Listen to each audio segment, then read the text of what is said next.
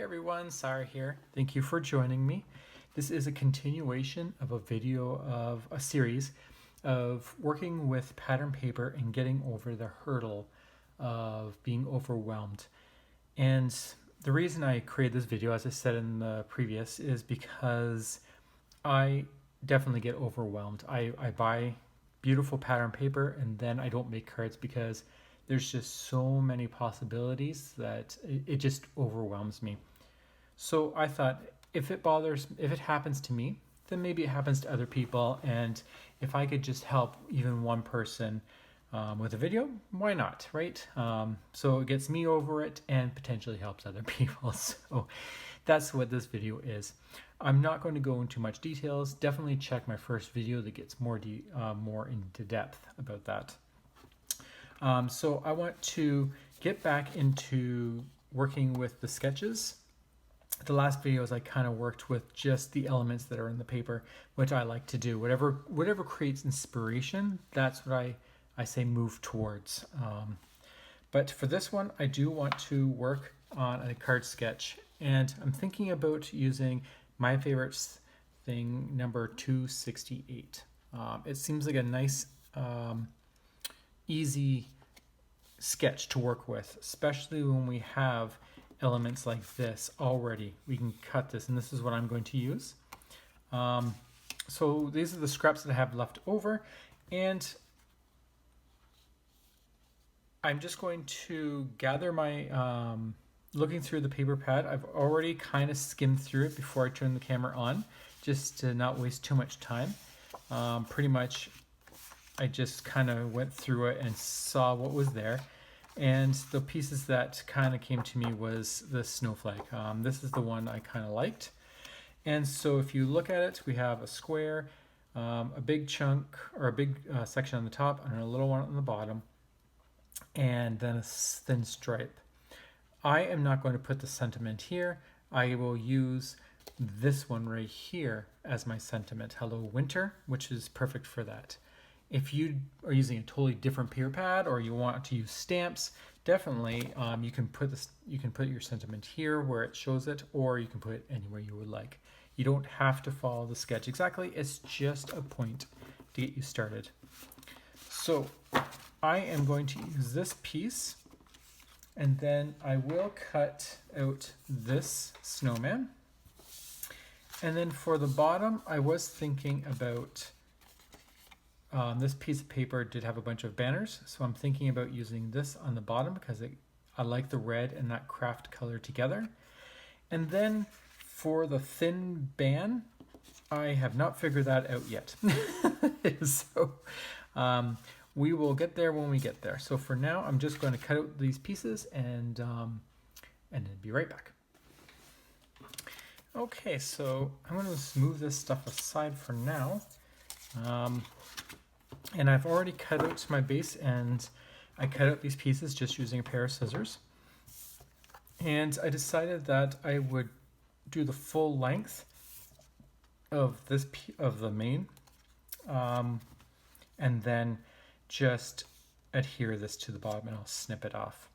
So why don't I do that right away? Let me just glue that on, and I'm just going to position it so that I get a nice. I want a nice scenery. On the bottom there. So let me just figure how I want to do this. I think maybe the snowman closer to the edge there, and I'll get trees on that side. That looks pretty good.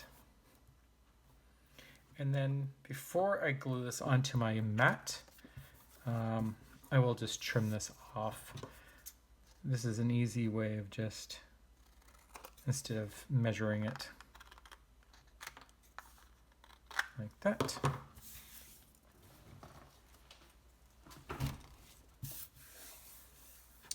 Okay. Just realized I have some glue on my desk. Then what I will do is I'll just glue this right onto my back here. And obviously I have a clog because this glue has just leaked everywhere. Not sure what happened there, but I don't want to waste glue.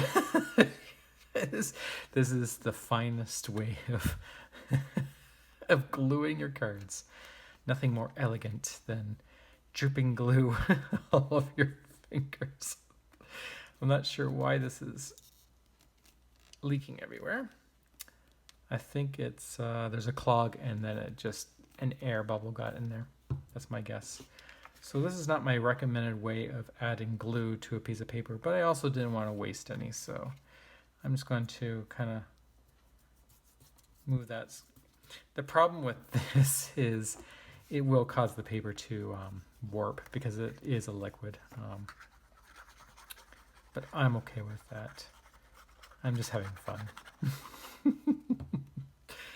And then we'll just center this. And I did leave, I believe it's 1/8 of an inch. So it's probably 1/16 of an inch on each side. Okay, but you can see how I kind of warped it because I put too much glue on. But we'll just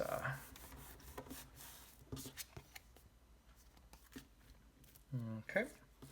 So that is that piece, and then we're supposed to have a strip across.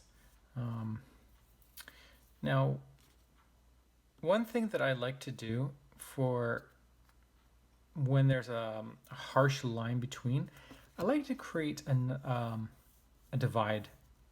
And normally I would do that with, I can do that with some stickers like that are strips, or if I have any cards pattern paper that I can find.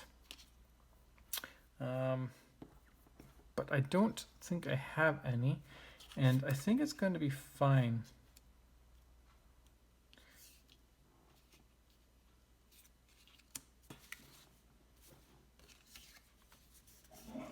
But in the meantime, let me just add a mat to my sentiment because it is going to be too flat. I'm definitely thinking as I am doing this.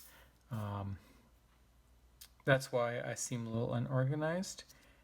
And usually that's how I craft. This probably drives some people bonkers. Because I know I have friends who definitely like to be more organized so that they know exactly what they're going to be doing, and I just don't tend to do that. I'm more of let's just start. However, maybe that's why I get overwhelmed, right? So there's always pros and cons. But as long as we keep moving forward, that's all that matters. So I think that looks nice. So I did create a little mat that matches the background of this mat. And I think that looks really cute. With a nice sentiment that ties it all together. Now, I still don't have my strip that goes across. And I'm just looking through my pre-cut sheets to see if there's anything that I can use. There is this one little band here that has the, you know what, I'm going to try that. Like I said before, if you get inspiration to do something, just do it. If it doesn't work out, then just keep moving on. Don't be afraid to waste paper. That is actually one of the biggest problems for me, is I'm always afraid of wasting paper. I'm always worried that if this doesn't turn out, then that was a waste and it's just going to go in the garbage, whereas I could have made something out of it. But the problem with that mentality is you may never use it. It may just end up being in your closet. So this is the strip I'm going to use, and it's just going to help separate the two layers. So I'm just going to, probably should have did this before I glued it on. So with that being said, I will have to be creative before the glue sets. I will just have to snip it. Definitely, if you were prepared, you would have had all your pieces together and you could measure it and glue everything in order instead of having to try to snip it afterwards. But there's no wrong way of crafting. If someone tells you you did it wrong, I can't see it. How can you craft wrong? It's all for fun.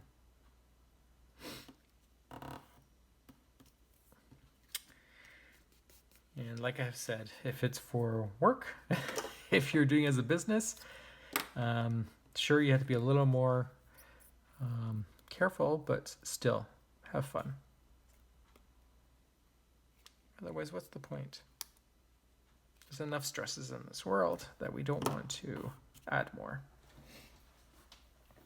Okay, that looks really cute. I love that. See, this is what I meant.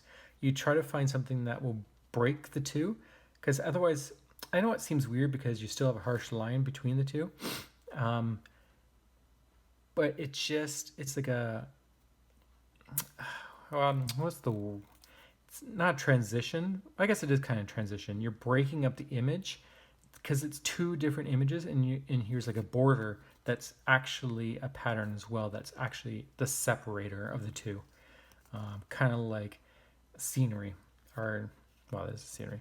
I don't know the word, and I'm trying to describe it, but that's kind of the idea, and that's why it actually looks pretty good, because it's like that's where it stops. It's not just suddenly stopping; it's hitting a border which contains your image. That's kind of like how it works. Because I did that, I don't think I need to add another strip across. I kind of like that. And then I'm just going to add my sentiment right here. I am going to lift it up, and I'm going to do it the old school way. I'm just going to take up these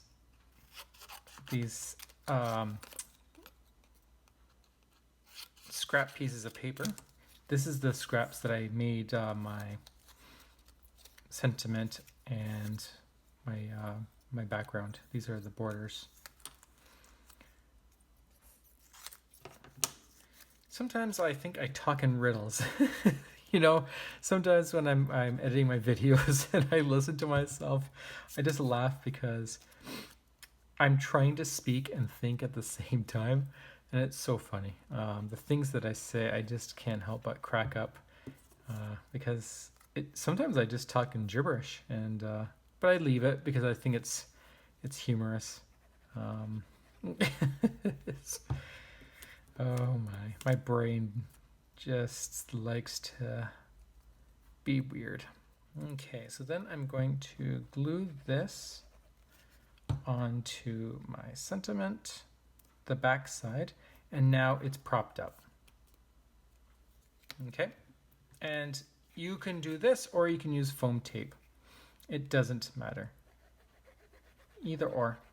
This way, it's lifted a bit, but it's still not going to cause too much, especially if you want to mail these. If you want to mail these, then this might be a better way, just because it's limited to the height you make it by cutting pieces of paper and stacking it. Where foam tape, it's usually a little bit thicker.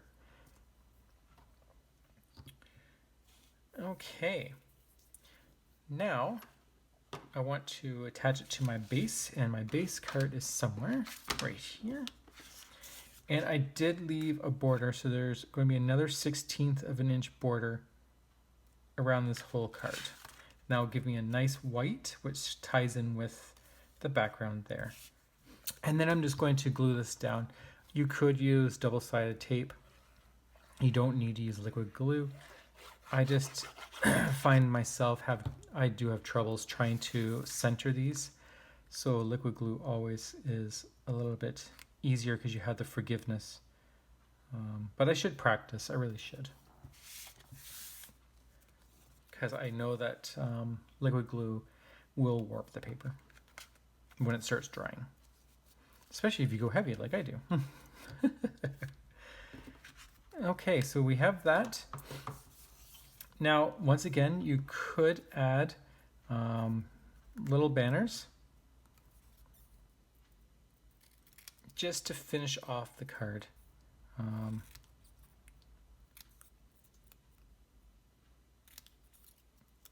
you can do that. It does add a nice little touch. Of course, I'm being anxious, I'm being rushing this, and I'm pulling the paper, which is tearing it. So you can do it like that, or you can do the, no.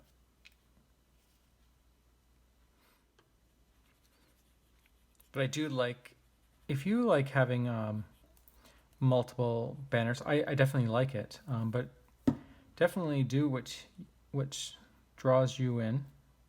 If you want to put 3, 4 banners and layer them, like you could add another one like this. The only reason I didn't was just because it didn't match, like the red's kind of different. But you can do it. It's definitely nothing wrong with that. But there you go.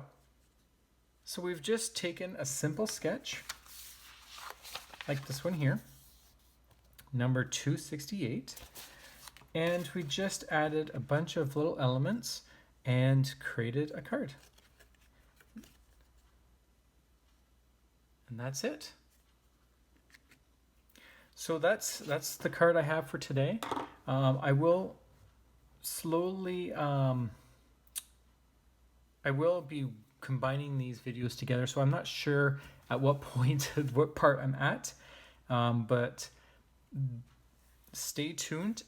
If you like this, definitely subscribe, and I will continue to create cards and hopefully get you motivated to use your pattern paper or whatever card stock or stamps or whatever you have that's been sitting in storage or in your stash and just not being used. So I hope this created that inspiration for you to just get out there and just be crafty. Just enjoy it. If you want to spend with your loved ones, with some family members, your kids or whatever, make it a little afternoon fun. So until the next time, sorry. Have a great day, and I'll talk to you later.